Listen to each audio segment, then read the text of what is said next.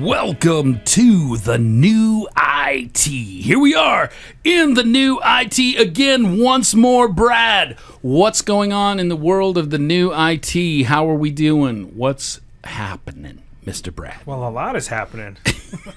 So that's a pretty generic question, but that's a generic start of the show. Just a little bit. Pretty generic for two guys that aren't pretty generic, so it's quite a fitting.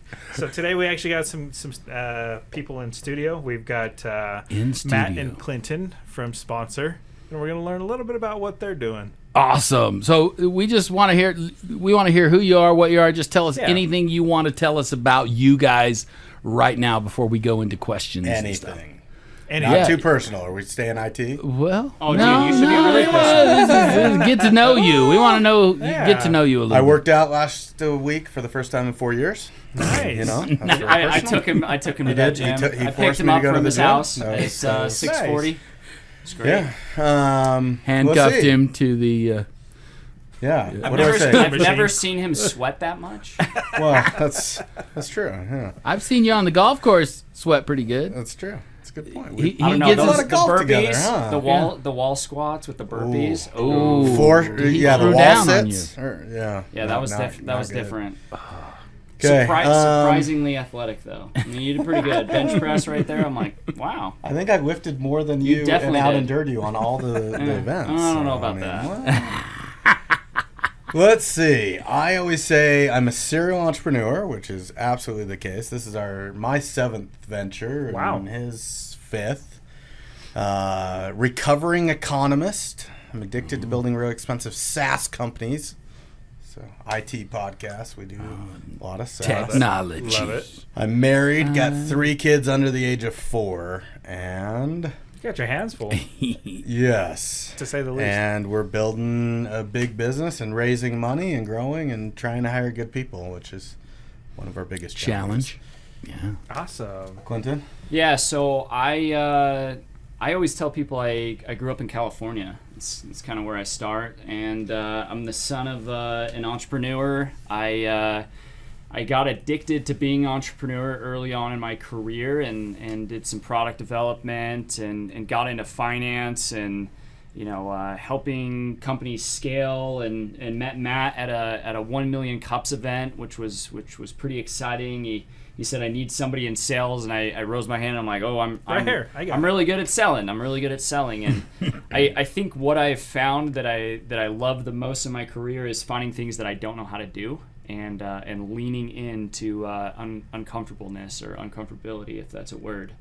It's not. Okay. Whatever. It sounds like it would be a word. We'll put it in the dictionary. It should be. And should be. Yeah, my wife says that I like to use big words that I don't understand, and I'm okay with that. Am I not getting better at not correcting you? You're getting great. You're doing way better. You're doing great. Unless you're gonna really embarrass yourself. Hey, that's not a word, man. On that same thread, been married for 8 years. I've got a little girl. She's 8 months. This last month she turned 8 months, which is pretty exciting. So now she's 9 months. Yeah, because coming she was up. 8 months. Coming up, man. Coming up. So it's pretty still exciting. the age where you count the days, not even years. Right. How old? Exactly. How old is my We're taking kid? one picture every month. It's a good thing. But yeah, I love what we're doing now. I love being an entrepreneur, and some days I don't, and it's kind of all about the scalability and the growth, and getting over things that are hard, gritting through it. Absolutely. Right? Tell us a little bit about Sponsr. What the heck is Sponsr?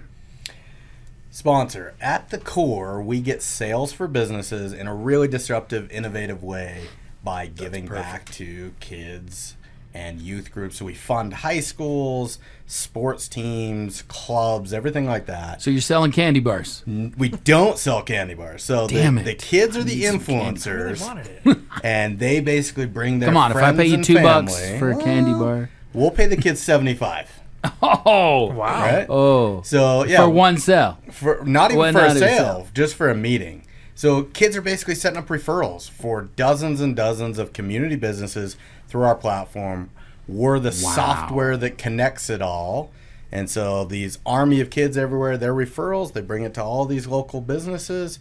And now the businesses don't have to knock doors or billboards or Facebook ads or And they might do that anyways. Instead, they give hundreds of thousands of dollars a month back to schools and kids, and they get sales meetings. I think the other thing I would add there is a lot of these businesses, they love giving back to kids in the community. They've done things like putting a banner on the field or a patch on the jersey, but we meet with all these people and we ask them over and over again, how many times have you had a customer come to you and said, I saw your banner on the field and that's why I called you? Or you put your name on my kid's jersey and that's why I called you? And the answer is none. Never. That never happens. Yeah. Most people that do that, they do it because they love to give back, and so we're approaching these companies saying, hey, we love to give back, but you're also going to get some business out of it, and you're going to be able to scale your company as you give back, and that's the win-win that Sponsr creates. Yeah, it allows them to give back more.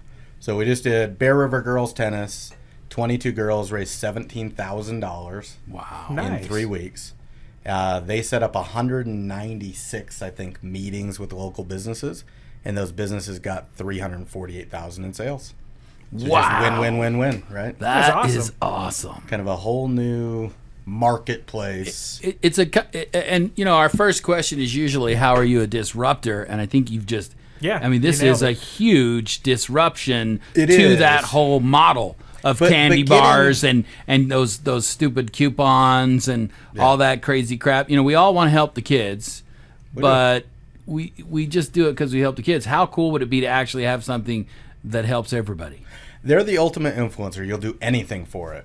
But more than that, actually, where we disrupt the most, honestly, is on the business side. Lead generation's a big problem deal. for them. Yeah. And they don't want a lead. That's expensive. Now they got to call it, schedule it, recall it, and they got to hire people to do all that. They want a sales meeting. We actually get them to that referral-based sales meeting through, and we provide all the technology to actually get there and sell it. Think of like a CRM on steroids designed for this prospecting thing. That's actually what, on the disruptive question, that's our tech, and that's actually what's the most disruptive. So how does that work for the kids? So the kids like, okay, I want to do this thing. Talk us through? So these kids, you go, okay, you guys are going to use Sponsr. What do the kids have to do? Yeah, so we created a technology that makes it easy and simple for the kids to share. And so tonight, in an hour and a half, I'm going out to High Country Volleyball, and Coach Owen's team, we're going to be helping his girls, and we've gotten them registered before, so they sign up, they create their link, which tracks back how much money they've earned to the individualized kid.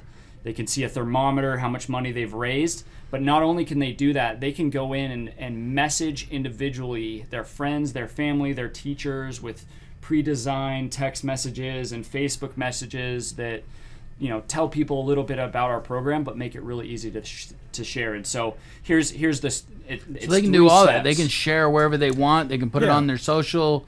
They can do anything and say, "Hey, you guys help my volleyball team," or whatever. So share, listen, give. Kids share, friends and family listen, businesses give. That's it. And it's all done through tech. I mean, getting to the tech. The kids log in through their phone on a little app. They're now a sponsored athlete or dancer or something. They have their own little thing. They track all their own progress. They earn it, and they can earn it as much as they want. So, again, we're facilitating their ability to earn money for their sport and kind of drive their own success through technology. Again, that's where we kind of, it's so different, the physical cards or the hand somebody cookie dough or all that.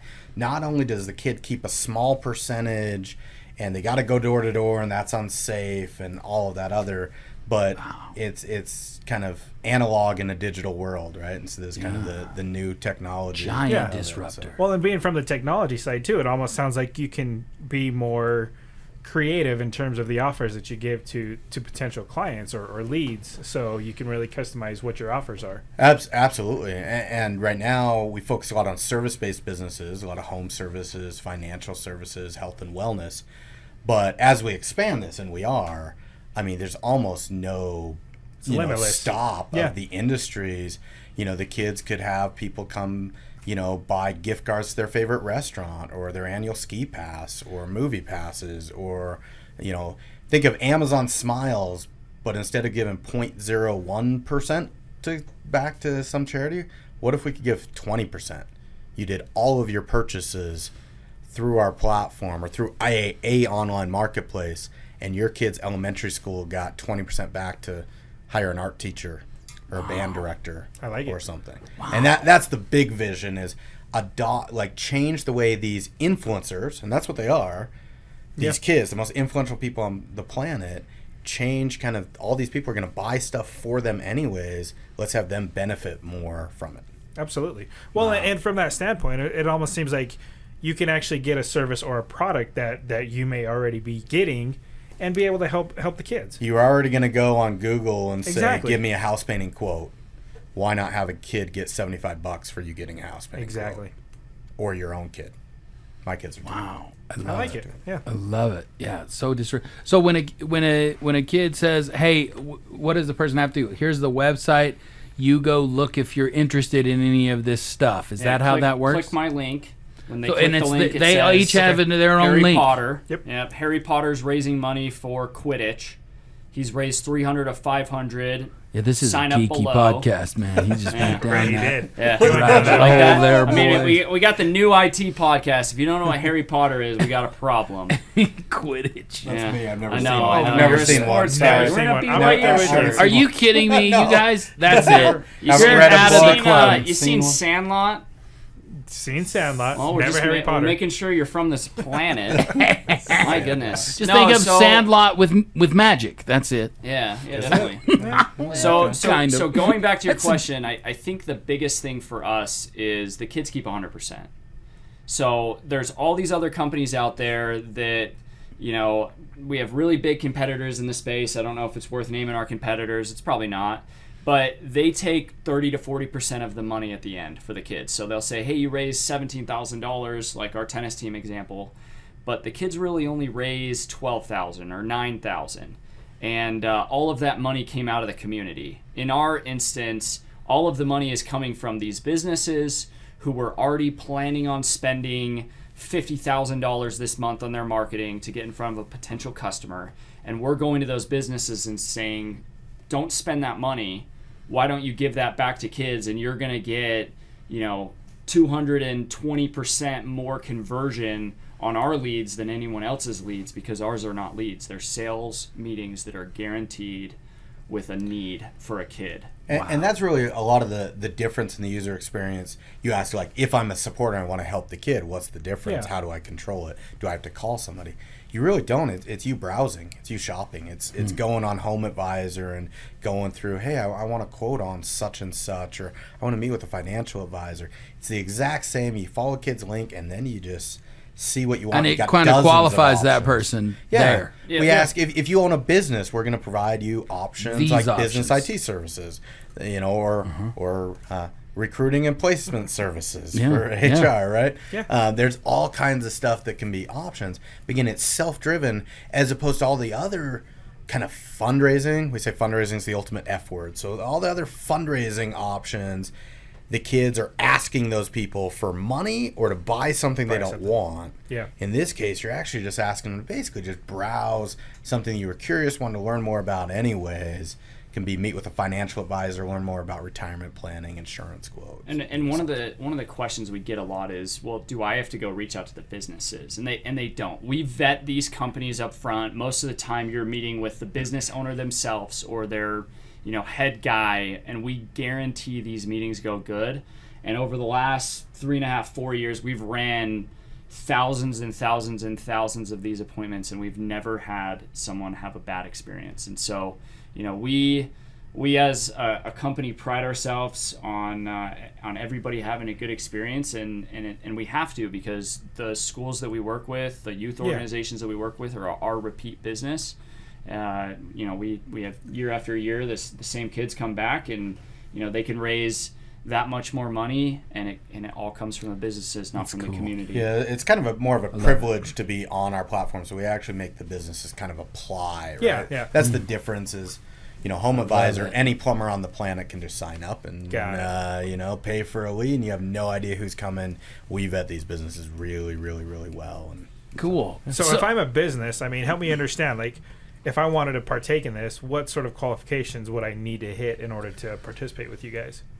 great question. We want them to be sophisticated enough to handle these really professionally. And some of that sophistication is purely about size. If you're both the technician and the salesperson, you're going to be a hard fit for our program. Yeah, it'll be because hard. you're out cleaning the carpets, and now we've got 3 quotes for carpets. And you're like, sorry, I missed them. I was out cleaning wine out of somebody's carpets, right?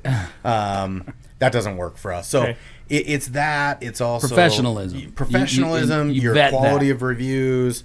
So you vet that? You vet we those do. businesses? Very, very well. So, and we only allow so many in every industry on, and so it's kind of a tough seat to get almost for the industry. But anyway. Yeah, the biggest thing that I would say there is volume. You know, if you can only handle, like what Matt was saying, 5 or 6 leads a week, like there's just no way. Then you're going to get another We work with Intermountain Volleyball Association, right? They have 55 clubs in their league, and a club has 1,500, 2,000, 200, you know, whatever that number is. Imagine all of those kids inviting 3 friends and family to meet with a local business, and you're a one-man shop. You're dead. Yeah, there's no way you can keep up at that point. And people tell us all the time, they're like, oh, we'll take all the volume you can get. And I'm like, no, you won't. Can't do You it. think that until you get it. Interesting. I like it. It's that grow fast type of thing. So how would you say you guys are innovative? Out of the box. I mean, we've kind of talked about it. I know we kind of talked about it, but it's a question on the thing, and we haven't asked it. Yeah. So how are you innovative? What's your number one innovation? Number one innovation. I would say if you look at all of the fundraising companies across the board, none of them give 100% back to the kids, and none of them do anything other than selling a product or having the kids beg for donations. Except for maybe the running things where they give back, but that's still begging. Yeah, for, I mean that's all good. I mean I really think the biggest innovation is we are creating an influencer marketplace, the likes of which honestly nobody's ever seen. And I know that sound like people will say that, but in an industry where everybody wants an influencer, a social media influencer, how many likes? Like nobody on this planet is better influencers than an 8-year-old kid needing money for soccer, right? Like you will do anything, you will buy anything that kid is selling, and their fees are $2,400 for soccer, right? So I tell my wife the big joke is now that we're in youth sponsorship, I make a list of all the sports my kids will never play, and gymnastics is at the top. $6,000 for a 6-month thing for gymnastics. Wow. My kids will be in rec sport leagues. And don't get me wrong, if you watch a soccer club that's in one of these elite teams and then you watch the rec league, there's a massive difference. But it'll be okay. I don't want to pay that much. It's too much. And that's why we exist, right? We exist to take those kids that can't afford to play on the elite teams, and we create the opportunity for them to be able to do it. Yep. Awesome. So it's bringing together 2 industries that have major problems, I think, is really the innovation, right? It's like, cool. How can we mesh these 2? I love it. So how do you guys maintain your technology? It's a great question. So I think If one we of the figure out a guy good in the way back yet, room. I'll let you know. one of the things that we've noticed is neither one of us are a teenager anymore. And so we've hired interns that are young that can say, hey, Clinton and Matt, I know you've got these prizes on there. These are not motivating, so change your prizes. So I think constantly adjusting the messaging and the prizes and the type of narrative that we give to our audience helps us change. But I think the bigger thing that Matt can talk more to is the technology, right? Mm-hmm. Creating an easier user experience that allows people to get on the platform and instantly understand. Because don't get me wrong, we're doing something different, right? Most people get I want you to buy this cookie dough or give me money. Exactly. They don't understand that they don't have to do either one of those things. All they're doing is donating 30 minutes, maybe an hour of their time to get their roof checked out, and the kids are getting sponsorship from that. That's a harder thing to explain on the 10 seconds that I have when someone clicks on that link and they're gonna give back to the kid. Yeah, I mean, just managing our tech, we use a balance of some, like an internal CTO. We use some outsource. We got Pakistan. We got Philippines a little bit. Nice. And then we use a lot of repackaging, almost of like white labeled off the shelf kind of softwares that with a lot of kind of APIs and zaps and stuff. Yeah. And I think at an early stage, I mean, until we kind of hit that next level where we can afford to build a multi-million-dollar software from scratch, those are the ways that we control those costs. I mean, if you want to get that nerdy on IT, absolutely. It's got to be a hot. And we've tried the internal dev team. Went too slow, cost us a fortune, right? Yeah. Even though we were paying them next to nothing, we weren't even market rate. And then we've gone the full offshore is a problem. I mean, it's all a problem. And so we've and I've built 5 SaaS companies now and hired 19, I think, by last count, different dev agencies of all kinds, shapes, and colors in areas of the globe. And I think it has to be a little bit of a hodgepodge, but I think as much as possible, use what's already existing. And there's so many that have APIs, open source code, whatever, and it's okay, we think, early on to kind of band-aid together, hey, this little thing does appointment setting and rescheduling, all this really well for our business clients. Let's bring that into our offering. It's just the entrepreneur. You figure out how to duct pivot tape and make it work. And bubble gum, is that what we got? We've met a lot of people that are building their companies, and they always say, Clinton and Matt, I gotta have $100,000 to invest in tech, and the answer to that is no, you don't. You really don't. You don't. All you need to do, although it would be nice, so we won't turn it down. All you need to do is find who your customer is and go sell to them, and create your value along the way. And that's what we've done. When Matt and I started this, we would run these campaigns with kids, and they would log into their dashboard, and we'd get a call or a text message that would say, hey, Clinton, I shared it 6 times, but my dashboard isn't updating. And at midnight, me and the big guy would go into Excel, and we would, Google Sheets, we would look at their numbers, and we would update it on Squarespace on the website, because we had no tech at all.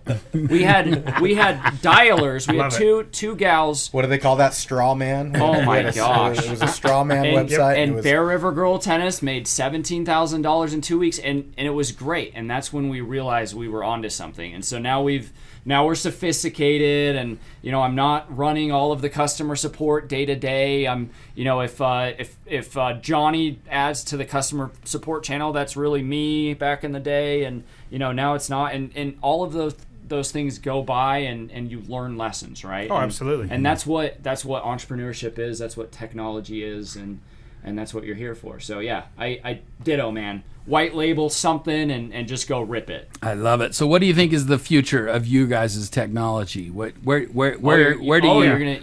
looking? What's the future of us, huh? Yeah. I thought you were going to say what's the technology future of the world. Yeah, we got to go for you first. Then we go with that. Okay. You're giving away the second question. We're getting there. Yeah, so we've met a lot of youth organizations, and we keep hearing the same thing over and over again. Hey guys, it'd be really cool if we could buy a product on here that we're already planning on buying. And so we've had this idea, we're building it out right now. We've met with a lot of really influential people that will back us on it, and we're going to create a marketplace where you can land on GoSponsr.com and do one of 2 things. You can meet with a local business and the business donates, or you can buy a product or a service that you're already planning on buying, like a movie pass or oil changes, golf, whatever you're already planning on buying for the year, right there on our website. And a portion of that goes back to the kids to the tune of hopefully $25 to $50 per acquisition, right? So we're not targeting water bottle, hoodie, sweatshirt like some of these other people. Right. We're targeting something like an oil change or your gym pass for the year that you would have already done. Something like a Groupon type of, like a Groupon. I was just going to say, the Groupon of community give back. Yeah. I like it. Would probably work better than Groupon. It will work a lot better. The other thing is, and the problem with sorry, Clinton. No, the problem with Groupon is that business takes a bath every time. Yeah. Oh my god. Okay? And I go to my get out of sushi. it. I go to my favorite sushi joint and I get $25 for $8.32 or whatever my price that I pay. But next time I go get the Groupon again for $8.32. Exactly. Like I'm always paying a discount. They're hoping when I go, I spend more than $25, and I got you can only use one at a time. Exactly. But this will be is a part of the charity that you're creating. Give back to schools, communities, because you want to. And it do isn't that something you as can a do over business. and over and over again. Yeah, but it will be. But then they got customers they can remarket to and all of that. Groupon doesn't let you do that. Amazon doesn't let you do that. Yeah, you can Nobody own your else own data. doesn't own your data of who your customers are that bought through you through Amazon or through Groupon or whatever. They own that. I don't think with I knew an that. iron fist. Yeah. And so you can't do any of the retargeting, good advertising, anything to all those people that bought through Amazon, through Groupon, through any of those things. So the other piece of that is really powerful on the marketplace side is it allows us to attack other industries that people have asked us about, but we're not able to get into because the cost of the service is a lot lower. And here's an example. We like to target companies who can give $50, $100, $150 back to the kids when those meetings are completed. We can't work with any pest control companies, right? Pest control can't pay $150 because they're only making $150 when they close that deal, right? If they sell them, which is ultimately the goal, right? And so what we want to do is we want to create, everybody's done a fundraiser where they've gone to Jamba Juice on a Tuesday afternoon between the hours of 4 and 6:30 p.m. and that one single Jamba Juice gives 20% back to the kid. Yeah. What if that was all online? What if you could go to Jamba Juice any day of the week, anytime you want, and your kid would always get money back directly to the youth organization, and you found that through our platform, right? What if instead of the business taking a bath, they actually created more revenue or even the same revenue that they would have created had they just sold it themselves? Because now that business is on the platform has 100,000 parents at Jordan Education Foundation coming through to help support their kids, coming through and being a captive audience. It's a machine. There's a machine there. So, right. Yeah. That's our what's next. There's a lot of thought going into that, and I think exciting. I think as we expand technology, the last thing I'll say here is, Matt and I like building businesses. Matt and I both know that the day we find someone better than us, we replace ourselves, right? And so we're always looking for better people that are innovators that can help us expand in this market, because we know that the best innovator is the one that I don't know. Absolutely. And I don't know what I don't know, right? Sometimes that 15-year-old intern in the room has a stronger voice and a more valuable opinion than our investor that's been in it for 50 years, because he can see things differently. I love it. Our best employee ever is a 17-year-old high school He was 15 student at the time. that has worked for us for the last 3 years. So, the big thing is, what do you see in the future for technology? All technology. In general. You guys, what do you guys think? What do you think is going to happen down the road? Matt doesn't watch movies, but you ever watch Wall-E? Yeah. You ever watch Wall-E where they're... Have you not seen Wall-E? Are you kidding me? He hasn't seen that. He hasn't seen it. Man. Wow. They're sitting on the chair. You've seen that, right? Yeah, even I've seen that one. Oh my gosh. It's all automated. They're doing less. I listen to a lot of podcasts. I listen to your podcast. I listen to a lot of podcasts, and one of the things that I keep hearing is, if everybody on the planet Earth got a degree in science, math, or engineering, we wouldn't have a problem with how much money everybody gets paid, right? There would be no low-income jobs, because the automation and the technology would be so sophisticated that we would graduate the problems that exist on the planet Earth right now as a whole, and we'd be able to move into the future where we could create that basic level of income We're for sitting everyone. in chairs and getting fat. Yeah. Yeah, but we'd figure out how to not get fat. That wouldn't be a thing. And Matt's we gonna would go to the figure it gym out. with me Oh, a couple dude, times they a can already week. suck half your body out of yourselves. Yeah, that's a good point. Yeah, just think if that was easy. And there's going to be a pill someday, that super shape pill, not just lose weight, but I become super in shape now that I've taken this pill. So I think they call it meth now, but there'll be something different. That's awful. Don't save that clip for me. So that's what. Yeah, you're cutting that part out. So that's what I would say. I would say technology that creates more automation. I would say my dream business is that gas station that you go to it and there's no people. It's just gas, right? because that level of Which sophistication, isn't going to that exist when all the cars level are of electric, automation but, creates I'll creates let an it happen. opportunity for gotta a have business owner to be able to do charging something they station wouldn't then. be able to do because you don't have to worry about labor, right? And that's where I'm going to get blown up on LinkedIn about is.